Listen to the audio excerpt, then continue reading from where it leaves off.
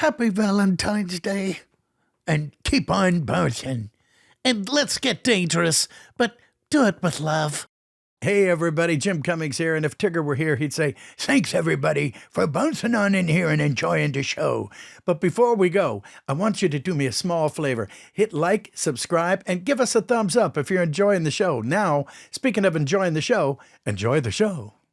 Hello. Hi. Welcome to the podcast. Thank you very much. Beautiful woman who is sitting next to me here. I'm so excited to be here. I've been asking to come on this podcast since the beginning. And well, Jim's always afraid. Well, I'm still afraid, but you're here. Thank God Christopher's here to help out. Well, that could be worse. Yes. What do you think? Producer Chris needs earplugs. Yeah, so far so good. It is I from beyond the camera. I'm going to be invisible this episode. Yes. Yeah, we might be talking about some very private things. So or not. So it is Valentine's week. So this will air Valentine's weekend. So I'm excited. Hence my beautiful purple coat. That's true. And your wonderful flowered thing that cushion. I'm in my lap here because it's red. Yeah. Happy Valentine's Day. So what I find that we get asked a lot is, well, how long have you known Jim? How do you know Jim? Mm-hmm. Oh, are you from LA? Oh, well, where did you meet? I get lots of all these like just one quick set of answers and questions. Set of questions and answers. And what are the answers? Well, I know the questions. Where should we start? Where should we? Indeed. Gosh, it's been a long time. You know, well, the first time I saw you, here's a good one. The first time I saw her, she wasn't there. What? What do you mean, Jim? Was it a billboard, perhaps? Maybe on I don't know, old Route 66 in Springfield, Missouri? Yes. The answer is yes, it was on a billboard. And she was, correct me if I'm wrong. Actually, don't correct me if I'm wrong. Just let it lay. You did the last cigarette ad for a billboard. Well, I mean, I don't know if it was the last, but probably close to when they were stopping doing advertising for cigarettes. But I was the Virginia Slims model. Yes, she was. And if for anyone out there that doesn't know this, Virginia Slims was cigarettes. Yes. So and it kind of pitched for women. Yes. Yeah, definitely for women. So they always had me, laying in a bed. Yes. And whenever someone would light up a Virginia Slims, there was a soundtrack that went, bow down, down, down. Looking for honey, bow down, down, down. Well, and I think it was one of my most recognized campaigns because they stopped you from being able to advertise inside of magazines. Oh. So I always got the back of the magazine. I was always put on the back, which is perfect because how many magazines do you see? They're always flipped over. Yes. So oh my gosh. You would think that when you book a Virginia Slims, you're like, I'm going to be kind of in a little corner in a box. No, I got the back of the cover. That's pretty good. Every time, monthly, everywhere. And then Virginia Slims sold to Marlboro. Marlboro. So you probably saw. Did you meet the Marlboro man? No. I might have. Oh, damn it. I can't compete with the Marlboro man. Well, that's why I was saying when you saw the billboard, you might have seen the Marlboro ad where they combined Virginia Slims and Marlboro together. And we were both riding on the same horse, smoking away. And then you had your first child 9 months later? Is that what you're trying to say here? Does Christopher know this? Oh, my gosh. All right, fine. Next question. But that is a true story. So we went out to Missouri to the Devil's Wash Pan. That's right. And Jim told me we were driving down old Route 66, and he told me that the billboard that I had was just down the street from his place. Still. Well, we went out there, 3 months ago, and it's gone. They've taken down. It was peeling. But for a long time. Oh, unbelievable. It was really kind of cool. Yeah, and so how weird that here we are now, we're married. So we should probably give the background story onto how that all went. And that's kind of funny. So I think you're saying that you manifested me into your life? I think, actually, yes, because that's the law of attraction. You were attractive, and that was the law. So see? I'm sure your wife loved. Yeah. Oh, yeah. Well, it's water under that bridge. I have a trivia question for you. For the world, does anybody out there happen to know Margaret's connection to Jimi Hendrix? Oh, yeah. Well, tell us more. Well, obviously, I don't know Yes, what year yes. he passed away, but I would have. Well, he wasn't in the shoot, so Okay, yeah. he was Well, gone. I got booked. I got picked to do a anniversary edition for Penthouse, and in that anniversary kind of like edition, National Geographic, only different. in that anniversary, they booked Hendrix's house because they use it as a location. It's just beautiful, just phenomenal. And so when I showed up on set, it was Jimi Hendrix's house. And we had so many struggles because and we can't show the pictures on the podcast, but Well, there's like 2 that we could show. yeah, maybe we could. He had such imagery all over the house that had a lot to do with cults. And I know there was a staircase that led to the kitchen. The house is just phenomenal. If you ever can go tour it, you should. But there's a staircase going up to the kitchen, and the wall was a painting with vines everywhere. But when they had me standing in front of it, when you looked at the picture, it was snakes.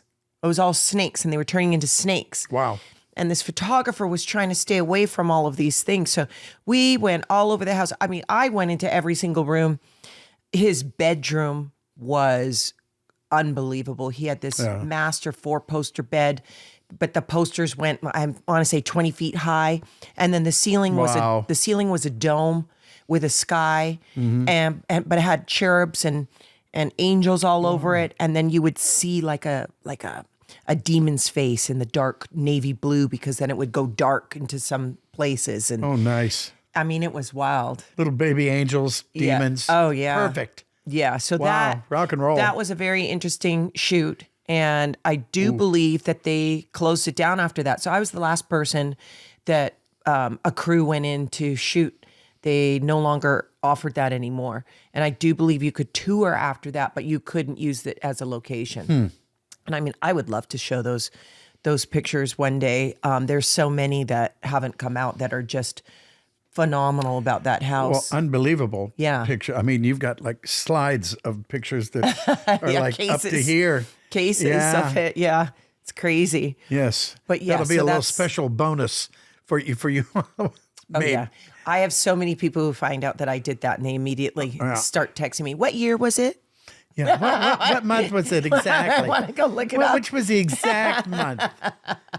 Yes. So, Yeah. So that was interesting. So yes, that's my connection to Hendrix. Yeah, but you don't have a staple mark on your tummy, so that's good. Yeah. From the fold out or what? No, wait, that's another magazine. Yes, haha. No. But I mean, I did get to do. I did a lot of runway. So Well, that was your mainstay, wasn't it? Yeah, it was. I did a lot. I actually had a nickname called the Tranny. Believe it or not. That is so And this sweet. was back in the 90s. The And it hell? was because if the makeup artist didn't know how to do my makeup the right way, it tended to make I look like a man that was, Wow. dressing up. That was really bad makeup that they were putting Well, no, on you. it was then. because, I was very thin and I just have really hard jawline and cheek lines and forehead. And, I've got a lot of German in me. Mm-hmm. And so they had to be a good makeup artist, put it that way. If it was somebody that was just kind of learning, they didn't know how to do it. So I think that's funny that we have that, because I did see a comment under one of the pictures you and I did. Someone said, "That's a man." That's a man. I thought they were talking about me. No, they were talking about me. Jeez, damn it. So runway was perfect. I'm almost 6 feet tall, and it was at the time, it was the early 90s. Voluptuous was in. If you had curves. They wanted it, even though those curves were still hardly any. But basically, Versace liked voluptuous women. He wanted people with a chest. And so it was a perfect timing for me to come into that. I had just had Christopher, I was nursing. I went to some agencies. They were like, man, this is great. Oh. Off you go. But I will say my worst experience ever was with a celebrity and auditioning. Uh-oh. Yeah. So is this a celebrity model? No. Turlington or anybody? No. Way bigger. Way bigger. Ooh. Way bigger. I mean, I have stories with them too, but they were so nice and sweet. No, I was living in LA. There wasn't a lot of print work going on. You had to be in New York. I had been living in Montreal when I started. So when I really started, when I actually was serious and I signed with Wilhelmina in New York, and coming to LA was kind of like the death of modeling for me because there wasn't anything going on. And my agent emailed me and she said, you can go and audition for Madonna's runway show. And she was doing this. Do you guys remember the AIDS? She went and raised money for AIDS, and she would perform concerts. But then she would have models walk. And so you would walk in her concert, and it was a tour, and we went all over the United States and Canada. And I remember somebody called me and said, everybody's showing up in Doc Martens and work boots, like the women, wear the highest pair of heels you have and the shortest skirt you have. You want to look totally different. We're down here. It was a closed restaurant, and they were auditioning all of the models. So I went down there. I threw on a pair of gold, I want to say 4-inch heels, and I wore a tennis skirt and a tank top. And I thought, this is perfect. Kind of like what you're wearing now. Well, and except not. Yeah, maybe no. And as a Canadian, we always say sorry. We always apologize. So it's just a habit. So like if you do something and you screw up, you go, sorry. Yeah. I mean, you'll notice that if you go to Canada, everyone's saying sorry. So I get in there and there she is. And she's sitting in this big wicker, like peacock chair at the back of the restaurant. And the floor is all taped off. And they take you in and they tell you what your mark is and you got to go. And I went down. And I turned before I hit the tape where you're supposed to go. Oh. And I went, I'm sorry. And instead of just continuing, she got up out of her chair. Oh, boy. And she gave it to me like there was no tomorrow. And I remember I was bright red. I was so embarrassed. And she was like, what the fuck is this? What? Sorry, swearing. She went off on me to the point where everyone was just kind of looking and like, oh my goodness, like what just happened? Already, yeah. And so then I got told to go wait in this room. So I didn't know if that was like the scolding room or the room where like you didn't make it. They were keeping everyone really separate. And I went in there and there was the sandwiches. And they had come, they brought these box lunch sandwiches for everybody. Right. And I said, what are these for? And they said, it's for, Madonna and she had somebody else with her, and they said they're going to, take lunch break now. And I'm sitting in that room. I'm like, oh my God. Oh, great. And so they open it up and they're putting on the sandwich whatever she had ordered. Well, I might have put something in the sandwich. And I remember the caterer looked at me and he couldn't believe it. And he's like, that's Madonna's sandwich. And I said, I don't give a shit. And he started laughing. I said, are you going to tell on me? Because then you don't have a sandwich for her. And he was like, my girl, God. I can't believe you did that. Anyway. This is great. She specifically said she didn't want one thing on it. And he was telling me he was reading over the list and I put it on it. It was mustard. Big deal. And so. You thought it was something else, didn't you? Yeah. You well, did. That's my PG story. Yeah, it is. And so anyway, so I'm sitting there and I'm waiting and I'm waiting and I'm waiting. And I think it's almost 3 hours and I'm still waiting and everybody's done.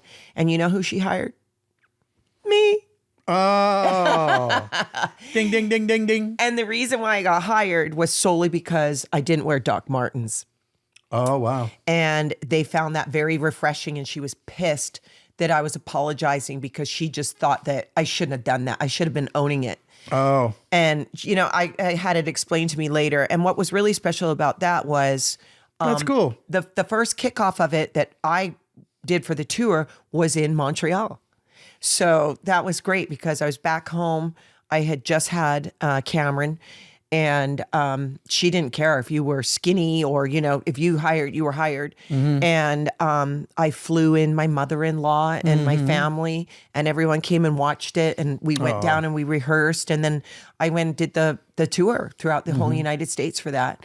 And then I would go to Europe twice a year, and I would do all of the shows and travel. And it was just so much fun. And I would take Christopher with me, and everyone would help watch. Like it was a great part, a great time in my life. It was a lot of fun.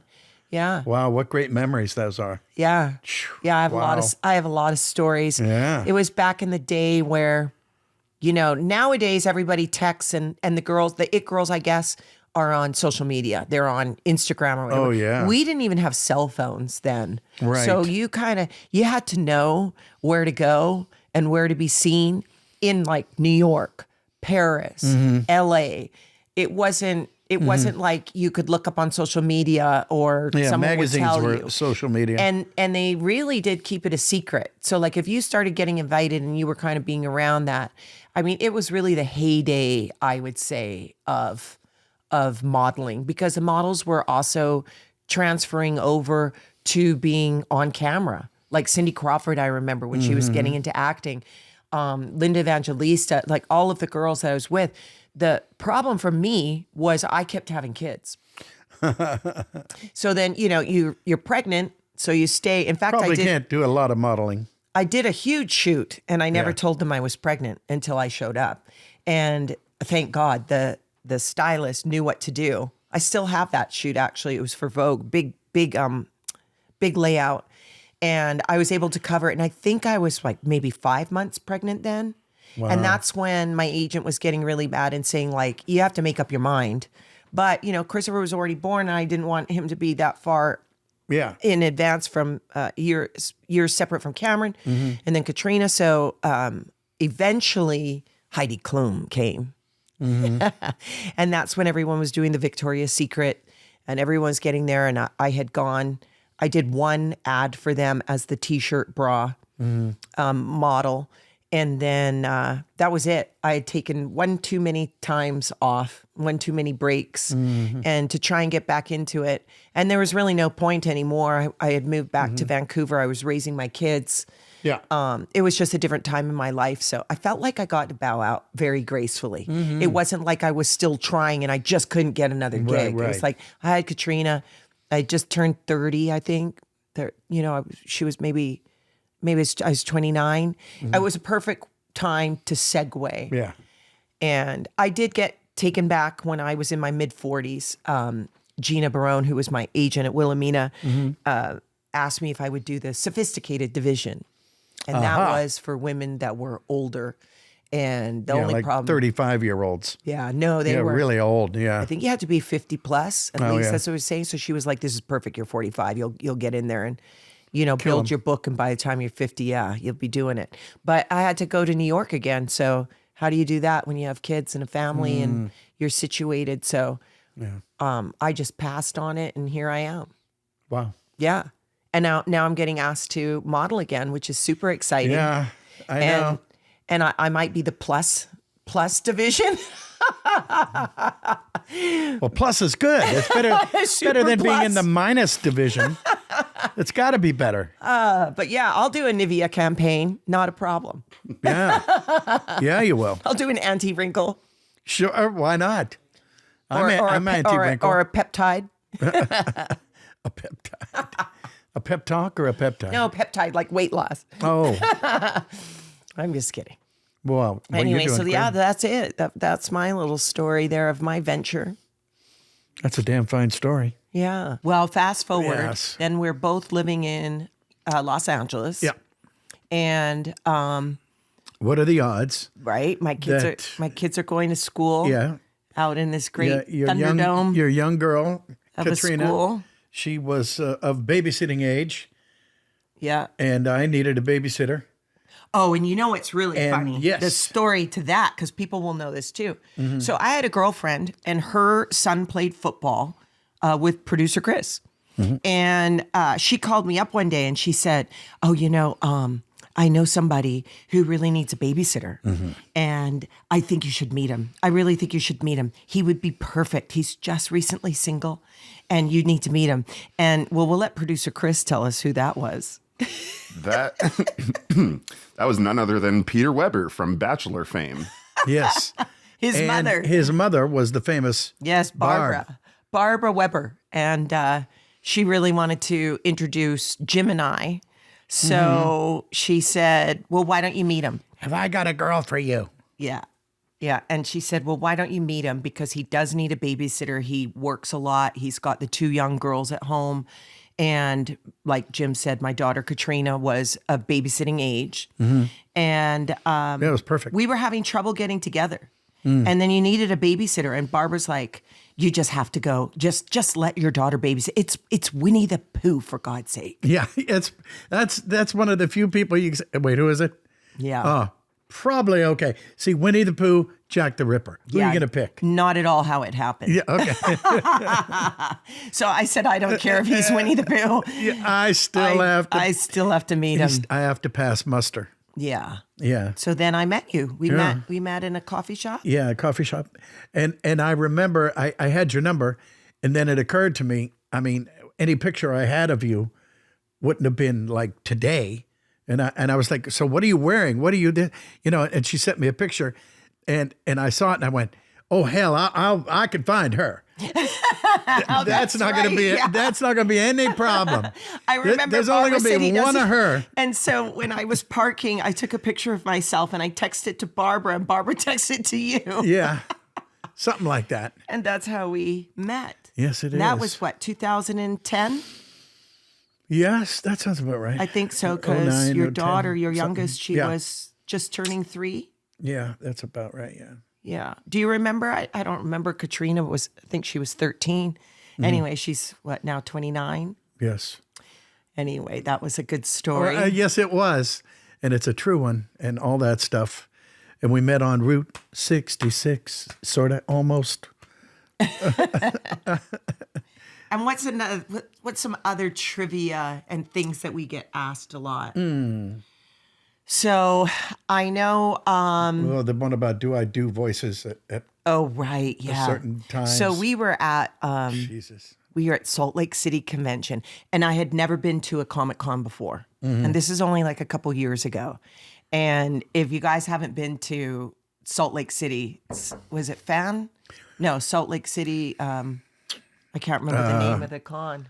Do you remember the name of the con, Chris? FanX, isn't it? Oh, FanX, right. FanX, yeah. Salt Lake City FanX. Phenomenal convention. Beautiful. And so I was sitting in the audience, and Jim was doing a panel, and it was quite a big panel.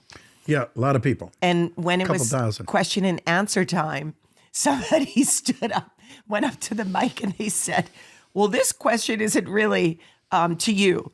It's more for your wife. Yeah. And then they wanted to know what character shows up in the bedroom. And everyone started Jeez. cheering and clapping. And I remember I went bright red. Yeah. I'd never ever been to one of these before. Everyone was all turning around, Turning around, looking to staring see, at like, you, where's like, his wife? "Ah." And of course, Jim had to point me out. So I was bright red. Anyway, I didn't go up to the mic. And then at the very end, because everyone kept nudging me, sitting beside me. So when they had the last guest, I thought, oh, why not? And I went up to the mic, and you looked like you'd seen a ghost. No, it was just fine. Yeah. But what was my answer? Well, I think that they wanted to know. Well, yeah, the question was what character shows up in the bedroom. And so I just let them know about what characters show up wherever they all show up. Wait a minute. So the answer to what character shows up in the bedroom is, drum roll, guess. Come on. Guess? Yeah. Do I have to guess? Wait a minute. You'd think I would know. I'm going to say, because he's so darn cool, Hondo. Ding, ding, ding, ding, ding, ding. Yeah, see? Ding, ding, ding, ding, ding. Ondo Olnaka. You're not going to say any of the lines? It is too amazing that you get to meet me like this. I can't imagine the joy that must be blossoming within you. Yeah, right. Honda's really impressed with himself. But it's. I think it's more like get over here. Yeah, it's more. Yeah, but it's definitely not Pooh. Maybe a little bit of Tigger, yeah, a little bounce or so. You never know. But not Taz. No, that would make me leave. I can't stand Taz. Oh, sorry. Sorry, Taz lovers. I don't know. You believe that? I didn't even like him when I was little. It just drove me jeez. nuts. It made me so mad all the time to watch him. Well, that's It's good. true. All right. Well, I made up with Pooh. I would think. But what people were very surprised about is that who shows up in the kitchen? Oh, And he shows up all the time in the kitchen. And I don't know why, but because his character doesn't cook or anything, yeah. but he shows up all the time. Well, I know am the- Chef Pischetti on Curious George. Yeah. Chef Pischetti. Well, He's the one, a good cook. you would think that's who would show up, but it's not. All right. Remember who are we talking the pull about? my finger? Oh.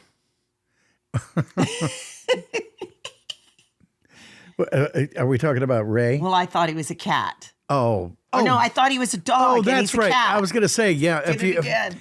Oh, because I've actually passed gas twice in movies, and one of them was Ray. I'm so proud. No, it's Pete. Well, Pete, yes, I know. Yeah. So Jim's always making the sandwiches in the morning when the girls were Well, young. there you go. And he'd always talk as Pete. I think I recorded it a couple times. Yeah, probably. So Pete's in the kitchen for sure. He's a good cook. I mean, he's not that big for nothing. He likes to make sandwiches. He does. Ham sandwiches. That's right. Wait, I have a question for both of you. I'm going to jump in here from beyond the camera for those listening. What is each of your favorite dish that your partner makes? Oh, I know. Jim, you better get this one right. Boy. I can tell you're nervous. That one that you make. Okay, I'm going to make this Ooh. easy for you. So Okay, thank you. Jim makes a phenomenal pot of beans and rice. And I know that seems so simple, Red beans and but rice. red beans and rice. Riverboat red beans and rice. Yes. Yeah. 'cause Did you learn to cook that on the I riverboat? learned to make it on when I tell you that I learned how to make it on the Mississippi River, I mean on the actual step outside and you drown Yeah. Mississippi River. Yeah. So it was on a tugboat. Yeah. Yep. Learned how. The guy told me, and he went on to become Leatherhead. His name was Léonce Leblanc, and he was Leatherhead from Teenage Mutant Ninja Turtles. I used his voice, and he said, "Boy, I can't taught you nothing about doing these boats in next 5-10 days, but by the time you get off of this boat, you got to know how to make red bean and rice." And Well, he was I know right. how to make red You bean should and go rice. and see him and sell that prepackaged red bean and rice. That would be Yeah, phenomenal. that's true. Because isn't he doing swamp tours still? Well, him, no. No, No, so this is what I heard. When we were in Louisiana in December, I heard, my dad took a tour Yes. on the double-decker bus, something like that, a bus or something. And they have that in the tour, that the man that ran the tugboat with you now does tours. And he takes people through the swamps and he brags that he's the inspiration of Leatherhead. And my dad heard that on the tour. That could be. Yeah. Yeah. Got to go look him up. Yeah, that could be. And Well, I think well, he's he owes me claiming money Ray then. too, but he doesn't. That wasn't Ray as well, was it? No. Ray's kind of like just generic, but not generic because he's me. Right. But it's just the accent. You just pick it up. And it's very different because people say, well, it's that Cajun French. And they think that it is something like this. And no, it's nothing like that. Right. It's completely different. Cajun is, there's a whole nother critter down there. Yeah. Let me tell you what I'm going to do. Right. You know, and then you go, what you say? I mean, I spent the whole time going, I'm sorry, say that again, please. You know, they hated me. I was like, Well, they taught you a good dish. Yes, so they did. Now I know Yes, you're they trying did. to start doing all your voices, so I get distracted. What? We're circling it back To? what is your wife's favorite dish that I make, Oh, that you make? Jim? Well, it could be fajitas.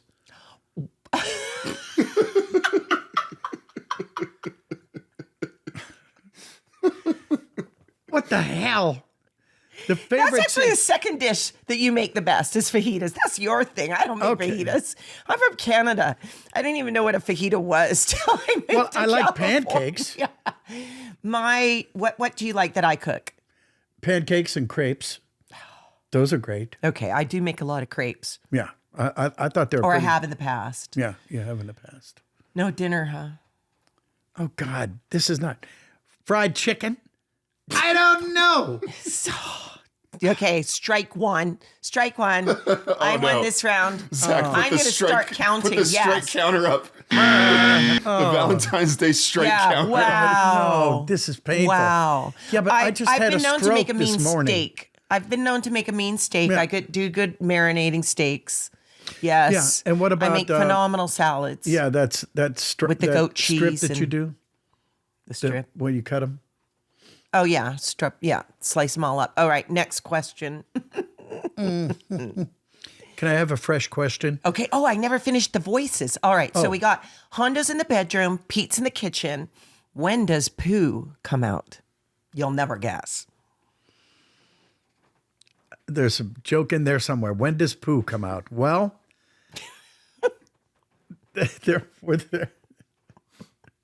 this after dinner, I would think.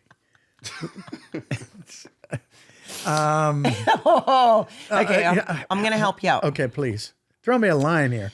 So when Jim doesn't want to go to Costco or go do a grocery shop, Oh, or he doesn't want to have to like go take the garbage cans out around the side of the house, Pooh suddenly comes out. It's almost every time that I actually really want to get something done from Jim and he doesn't really want to do it, all of a sudden he's Pooh. Well, I can't help but. It's a habit, you see. It's sort of like an escape hatch.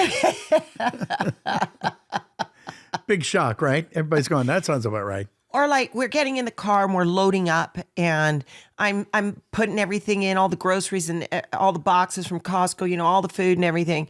And then I come around and I go to get into the passenger side and he's already sitting there.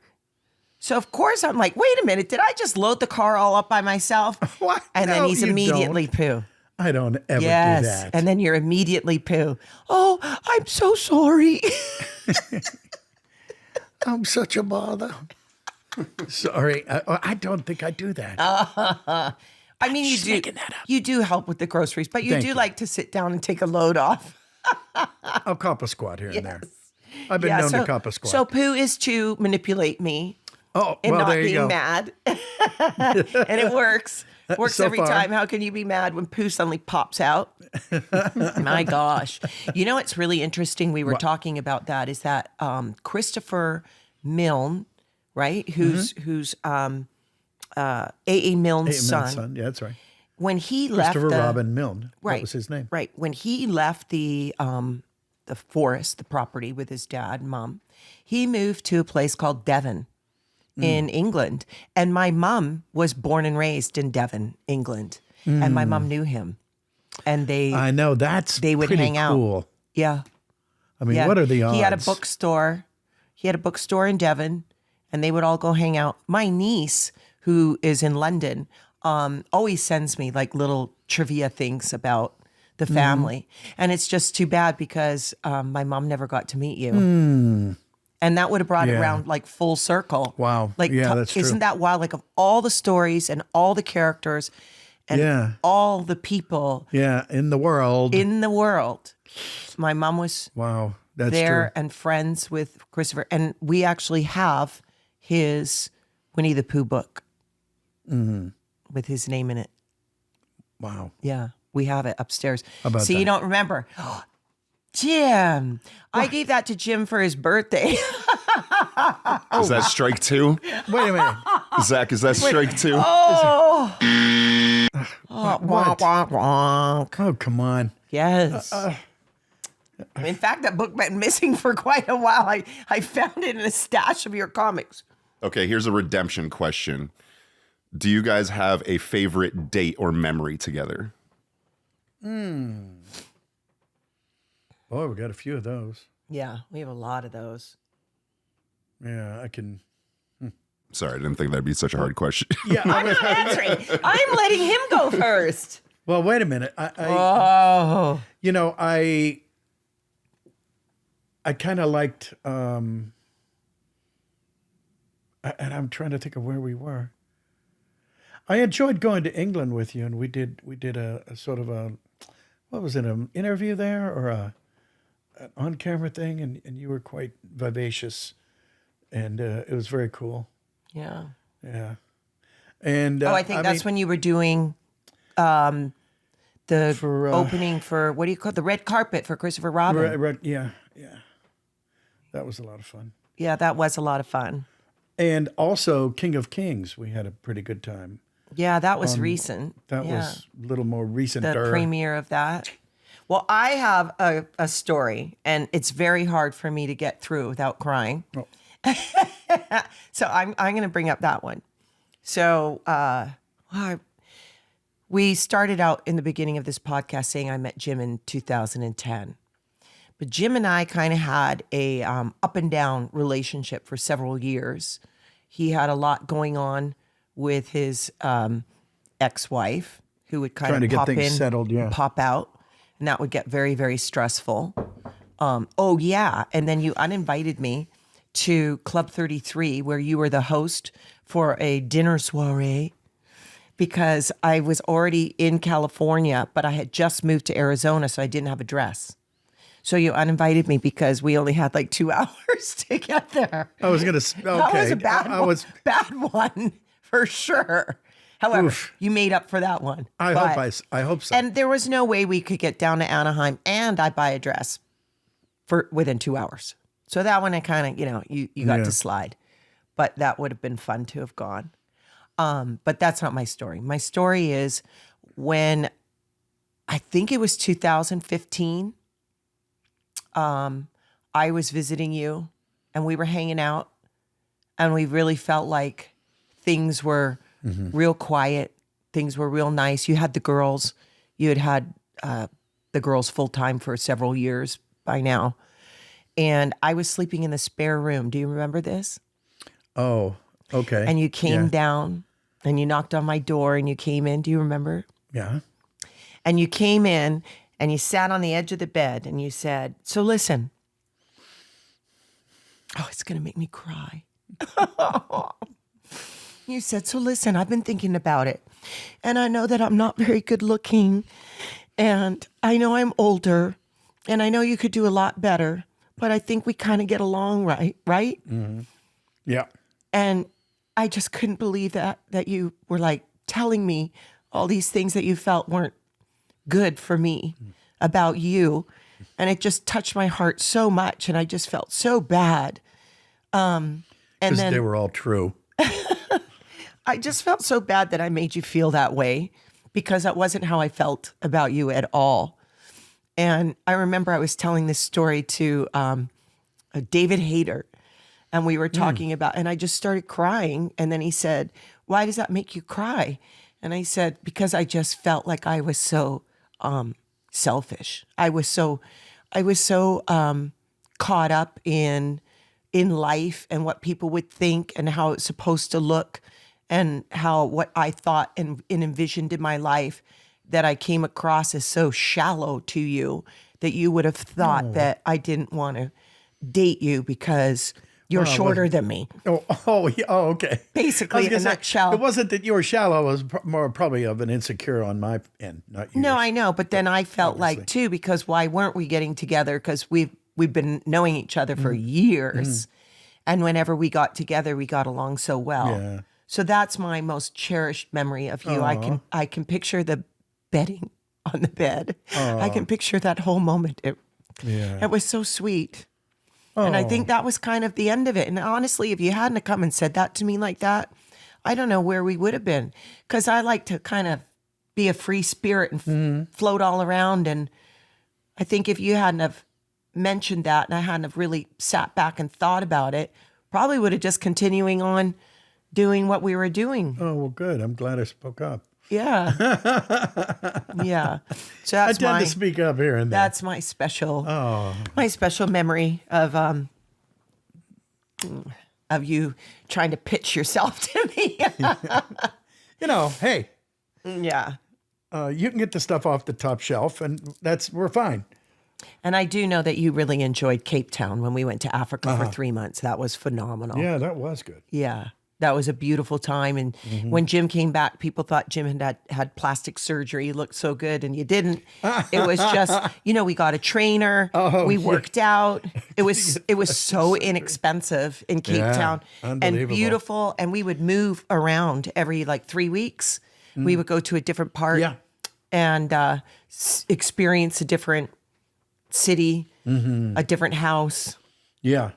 And the coldest ocean, period. The ocean. I can't even describe how cold that is. It's like, Yeah, you stick your foot in, and then you can't move your leg. when you try and dip your head into the ocean, or you want to wet your hair and it's just so cold, so you're just barely trying to get your head wet. It was like that, but on your feet. I mean, Yeah. And then you still had to get in the rest. I don't think we ever got in. I think I dunked myself in once. Maybe. It was that cold. Yeah. It was like a run in and run out. Yeah. And that was it. If you start to look at videos or pictures of people on the beach in Africa, Cape Town, Nobody's in the water. nobody's in the water. Just pay attention to that. Nobody's in the water. I mean, the locals go in, but they're in and out. Yeah. Whereas here in California, people live in the let's you're there all day. You got to come out to eat. And my favorite thing is that when you're there and you're going, let's go out. Well, let's go find a restaurant. Okay, good. You're walking down the street, and there will be a monkey sitting there as if he was just some little old man, smoking a cigar, playing checkers. And the monkeys are just sitting there going, yeah. Yeah, the monkeys. The baboons. They were baboons. Yeah. And they warned us we had to close the window because the baboons were coming up off the beach. Yeah. Do you remember the ones that were having sex and looking at us and laughing?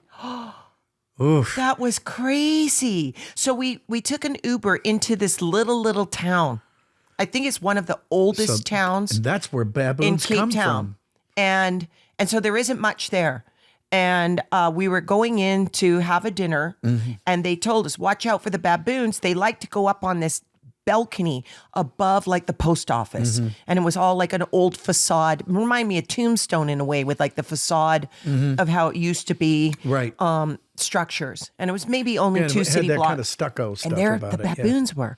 And it was a fake deck that was up at the top above the post office, black wrought iron. And this baboon was having sex with the baboon and having his arms up in the air and going and looking down at the cars and looking at all the people, because we had the windows open, the air was blowing through, it was beautiful, windy night. And the Uber driver told us they do that on purpose. They perform. Do you remember that?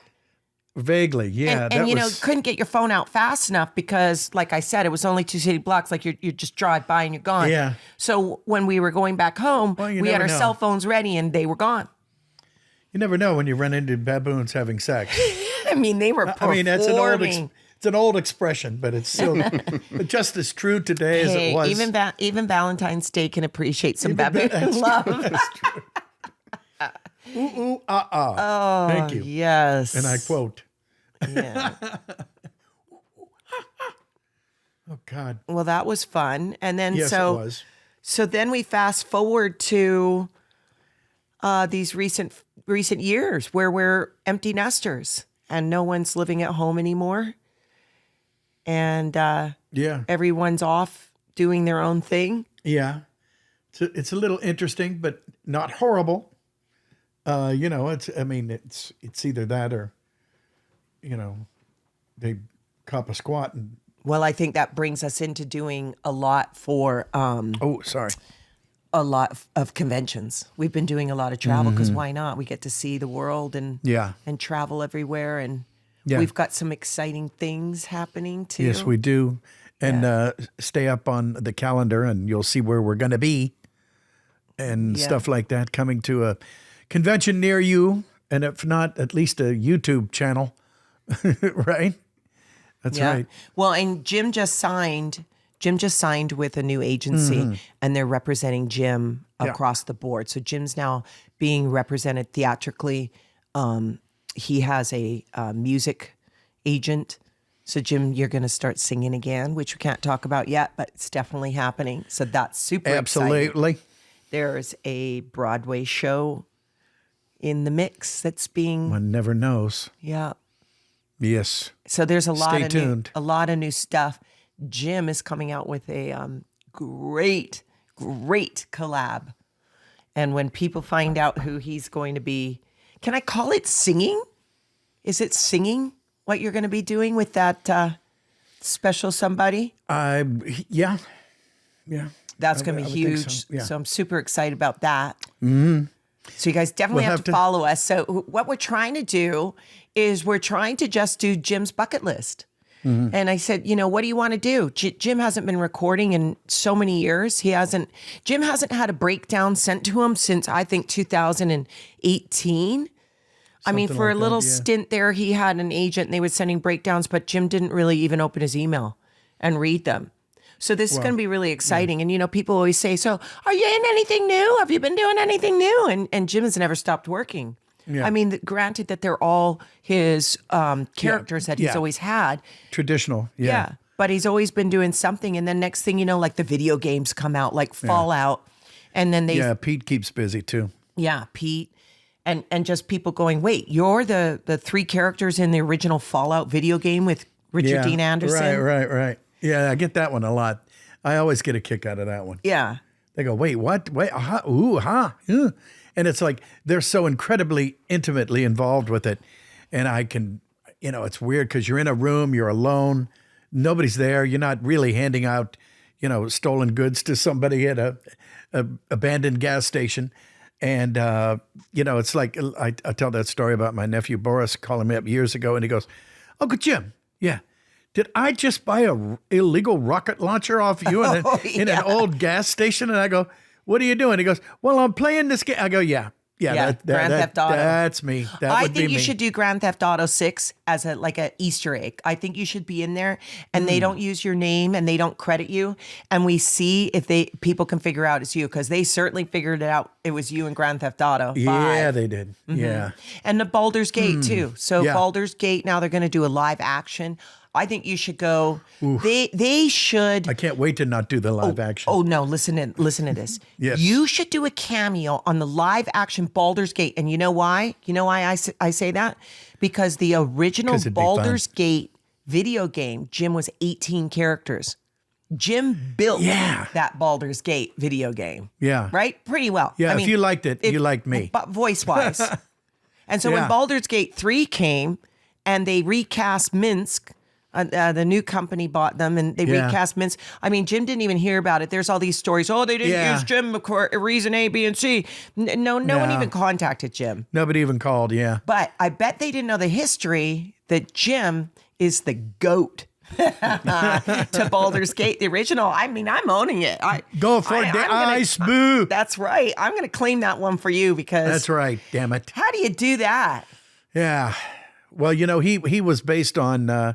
the character Lenny from Of Mice and Men, and the John Steinbeck, I think, novel, the great American novel, and he was the gentle giant who had a little mouse in his pocket, and in this case, it was my buddy, and Boo. Yeah, so good. He was the mouse, and he. Yeah, but there's something there. There's a bucket list. I'm going to try and contact them. So if the producers to Baldur's Gate Live are listening, Jim Cummings should be definitely doing a cameo in there. Yeah, absolutely. A cameo. You got to give the respect, as you always say. I'll be the mouse. Oh, I just suddenly thought, I know when Darkwing shows up. That'd be interesting. The terror that flaps in the night. Ooh, baby. Darkwing likes to show up a lot when Jim's like really getting ready to roll. Like when he's Let's get dangerous. Yes. When he's getting ready to like go to a football game and we're getting all ready to head out to the stadium and Cameron, my son, plays professional football, so we love watching those games and attending them. Darkwing comes out. Darkwing, I think, is a sport guy. I think so, yeah. Yeah. Oh, yeah. Yeah, he's busy on Saturday afternoon, Sunday afternoon. He's got a six-pack of quack So cola. Darkwing is the sports. Pooh is the manipulator. The con man. Honda's the sex man. Oh, yes, no doubt about it. Pete, for some reason, loves the kitchen. Yeah, well, it shows. And Ray He loves the grill. Ray always seems to show up in restaurants. I don't know. You seem to when you get recognized and people come up to you, it seems like they know that you are the voice of Ray. Mm-hmm. Yeah, we get that one a lot. Yeah, that's true. And then they kind of almost cry. Right. And then because they always he's not in the and that's more in the South. Yeah. I would say when we're in the South. That's right. But you always have your don't like my butt. Don't make me like my butt. So that's a restaurant one. Oh, Sometimes yeah. I always think, oh my God, I hope the table beside us doesn't care. Yeah. I hope there are no candles. But lit. yeah, I had to throw in the Darkwing with the football for sure. That is it. Absolutely. One And of I my can't favorites. wait for that reboot. Yeah. I can't wait for that to come out with Seth Rogen. Time is it? We're I waiting. mean, Come Disney on. had to announce again, like just a couple months ago, that yes, they're doing that. And they're doing the reboot of Chippendale. Oh. Right? Oh, rescue. I think so, yeah. One of them. Yeah. They're doing a few that you're in. So this is going to be exciting. Darkwing, here we come. All you have to do is stick around long enough and you get nostalgia. Right. Right. And, this whole theater idea of doing a show on Broadway of your characters in your life, I'm so excited for it. Yeah. I can't wait. I can't wait. I think we can make that happen. I mean, that would be like going through like 3 generations. Yes. Almost 4 now. Well, yeah. If they were allowed little kids in. I used to joke around and say, well, a Pooh generation's only like 3 years. Because every 3 years there's a whole fresh batch of Winnie the Pooh fans. Yeah. born. Even Jax. So our grandson, Jax, loves when Jim goes into character of Pooh, if you guys have seen the viral video. Yeah. So that's another thing people are all confused about. So why don't you tell the listeners how Jax is related to you? Because I'll tell you, Jax's mom gets so many messages, so many DMs, because they think that Brittany is Jim's daughter. Oh. And they send her all these messages. And sometimes she'll screenshot them and she'll send them to me and she'll say, I don't know what to reply. I feel terrible. They're really in a bad way and they need to speak to Pooh. And Oh, gosh. all kinds of stuff like that. And I say, Brittany, you just can't answer because if you start answering, like there's so many, like hundreds and hundreds it'll of them. open up a can of, Right. not worms, but Yeah. something close to worms. Right. Whatever so, that would be. So Cameron, my son, Yeah, got Cameron married, is- which yes. is Jim's stepson. Yeah. He got married, and Brittany's on her side of the family, they had a little girl that everybody kind of took in and started to raise her. And so they made Jim Grandpa Jim. So he was the honorary Grandpa Jim. And she's now 5. So everyone is used to calling you Grandpa Jim. So when Jax was born, well, you can't have Jim not be Grandpa Jim when Jax is born. So it just continued to be Grandpa Jim. Because I am Grandpa Jim. And what people don't know, a lot of people don't know, is that Jim shares the grandpa title with Christopher Judge, That's right. who's the biological grandfather. Winnie the Pooh, God of War. It's a, Stargate, God of War, what are you going to do? and cartoon voices. yeah. Go figure. Yeah. And so there, we've cleared that up. So that Christopher Judge is my ex-husband, and I have 3 children with him. And Jim and I one grandchild. and we share now we all share Jax, our grandson, together. Yes. And Too bad he's not cute. and He's didn't the you cutest kid you've ever seen in your life. didn't you guys just all hang out for Super Hang out. Bowl together? Yes, we did. Yeah. We lollygagged and diddy-bopped simultaneously. It was simultaneous. Went and watched some football at Grandpa's. Yes, absolutely. Hung out. Yeah. I keep saying, well, Cameron keeps saying it too, that we need to get Chris to do like a God of War video with Jax. But Jax is so little that, you know, what's he going to do? Hey, It might boy. scare him. Yeah, you go, Hey, boy. you know. Jim tried to do the Lion King with him. We had to tell him not to. Oh, The Scars singing. yeah, that's true. Yeah. Not yet. Anyway, he's just too little. It'll come. It'll come. Yeah. I remember when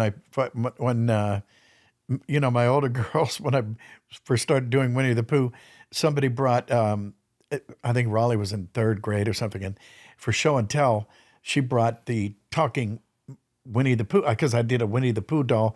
You pull a string, or, you know, you do this and that. Please pass the honey, you know, this and that. And, Yeah. and Raleigh went, you gonna bring a doll? All right, we're gonna see about that, you know. So she brought me, and instead of, and it was so cute because instead of just doing show and tell for the room, they said, "Who's coming? You know what? Clear the cafeteria. We're fixing to have an assembly. Brought the whole school. Oh, yeah. Well, Brought the Winnie whole Pooh school, is and it so was a lot of fun. loved. It's A lot of crazy. fun. Pooh and Tigger showed up. Yeah. And then, you know, I thought of another thing that Christopher, that people ask. Well, Jim asks all the time. When people want to ask him a comment, they ask if he wants them to say what their favorite dessert is. Yes.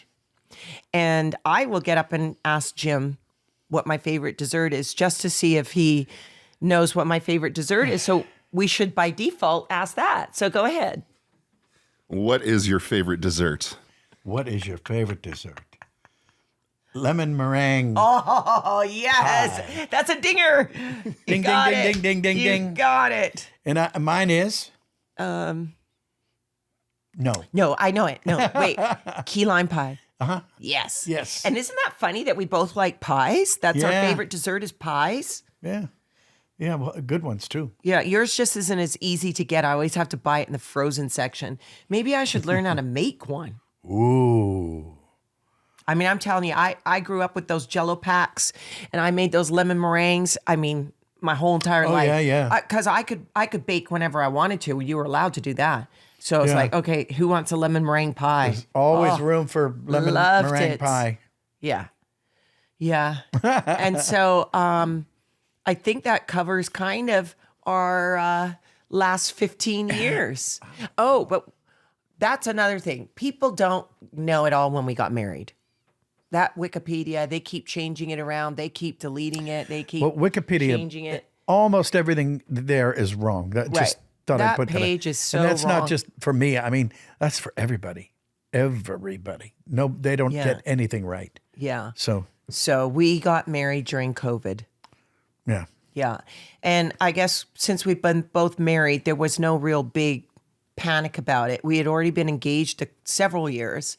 Mm-hmm. But when COVID hit, it just seemed like it was the right thing to do. I don't know. We just did a small, Time to circle the small wagons. wedding, Yeah. immediate Very family charming. only, Yeah. Yeah. which was still, you know, quite a few of us. Yeah. And we Yeah. got married in the backyard. And someone has hidden those pictures because I can't find them. Can you find them? I don't know. Can you guys find them?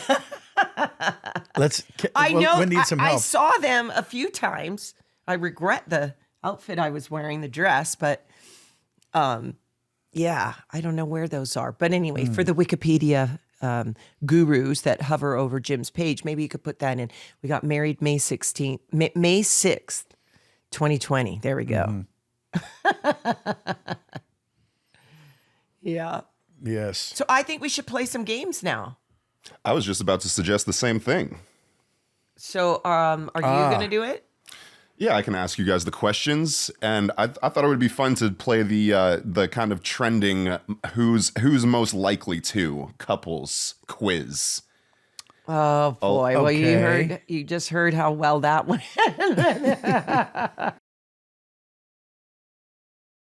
It's a simple quiz. I'll ask some questions. And all you guys have to do is point at whoever the question applies to. Okay. Okay. And you either point to yourself or point to your partner. Okay. All right, first question is, who's more likely to get arrested? Who gives the better hug? Who falls asleep first? Oh, no. First. Who's Not more eventually. likely to start fights? Oh. Ooh. Yes. Who's more likely to cry laugh at their own joke? Who's most likely to eat dessert for breakfast? Who's most likely to come up with a random theory about the universe? She's got a lot of conspiracies. Who's more likely to forget where they parked their car? Could be. Who's more likely to make friends with a celebrity? Who's most likely to win a trivia contest? Who's most likely to randomly take up a new hobby?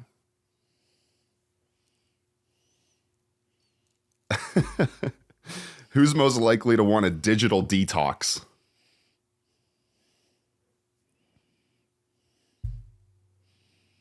Who's most likely to kiss you just to change the mood?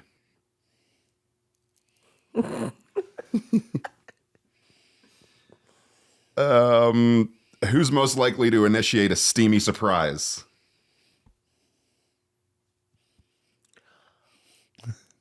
Who's most likely to... Sorry. Who's most likely to fall asleep mid-movie and deny it? Oh, come on. No way. Here, I'm done. This is done. That's true. It's me. Well, I just wanted This to is say, pretty cool, yeah. I wanted to say to Yes. the viewers and to Jim and producer Chris, thank you for having me on. Yay. I had so much fun, and I've been asking to come on for Yeah. so long. I threaten all the time, and it never gets done. So I'm glad that it's Valentine's Day, and happy Valentine's Day to all of you out there. And I hope you really have a wonderful time. And I just appreciate this opportunity of you guys listening and getting to tell a story about Jim where people don't really know the inside story of Jim and his life. And I know that's just starting to peel the onion back. There's so many things to talk about that people don't know about Jim that, again, would just be shocking Sometimes don't need to, but that's okay. to find Yeah, out. Like, just what? He did that. He's a drummer. He's this. He's that. Oh, you yeah. know. Well, that's true. So thank Yeah. you, and happy Valentine's Day, and Thank you for and happy being here, Valentine's Margaret. Day, Jim. This was fun. Love of going my down, life. Going down memory lane with you. This is really fun. Yes, Thank yes. you. Happy Valentine's Day. Thank you. Or as we say in Youngstown, happy VD.